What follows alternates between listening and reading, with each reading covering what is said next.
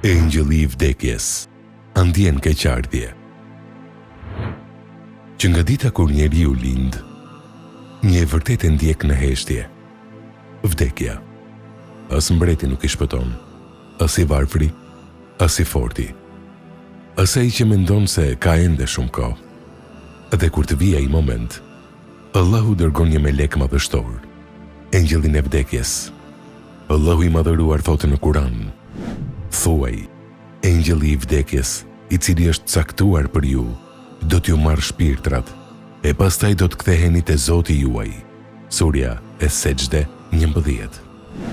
Në traditën islame, dietarët e kanë quajtur këtë melek Azrail, edhe pse emri i tij nuk përmendet drejt për drejt në Kur'an apo në hadithet autentike. Por ajo që është e sigurt është detyra e tij. Ai është meleku i urdhëruar nga Allahu për të marrë shpirtrat e krijesave. Por lind pyetje që ka prekur zemrat e shumë njerëzve. A i vjen keq engjëllit të vdekjes kur merr shpirtin e njeriut? A ndjen ai dhimbje? A heziton ndonjëherë? Kurani na mëson një parim të madh për melekët.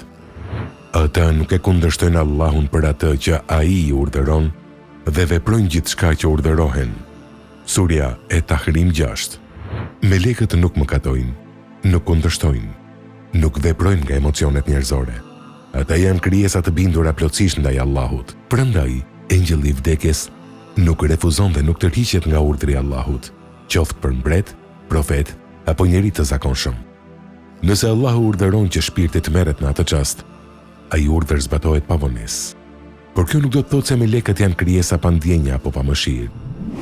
Në hadithet profetike shohim se melekët i duan besimtarët, luten për ta dhe ndjejnë mëshirë ndaj tyre. Profeti Muhammed a.s. ka treguar se kur robi besimtar largohet nga kjo botë, zbresin melek me fytyra të bardha si dielli dhe i thonë: o shpirti mirë, dil drejt faljes dhe kënaqësisë së Allahut.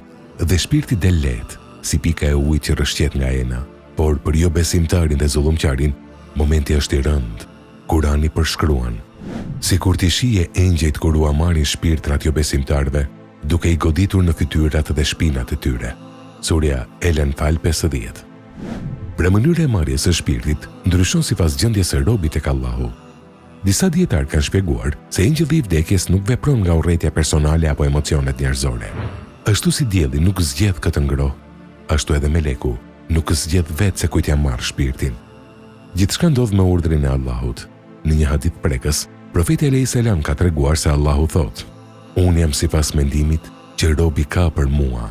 Për besimtarin që e ka kujtuar Allahun, vdekja nuk është fundi, por fillimi i takimit me mëshirën e tij. Dhe pikërisht aty qëndron sekreti. Njerëzit kanë frikë nga engjëlli i vdekjes, por besimtari i sinqertë duhet të ketë frikë nga gjendja me të cilën do ta takojë atë. Sepse meleku nuk vjen para kohe, nuk harron askënd, nuk gabon adres dhe nuk merr shpirt pa lejen e Allahut. Çdo frym që marrim është mëshirë, çdo rrajë zemre është afrim drejt takimit me Krijuesin. Dhe ndoshta momenti më i rëndësishëm i jetës së njeriut është ai çast i fundit, kur perdeja e dynjas hapet dhe syri sheh atë që zemra e kishte besuar. O Allah, ne letëso çastin e vdekjes. Në bëj prej atyre që largohen nga kjo botë me shahadet në gjuhë dhe dritë në zemër. Amin.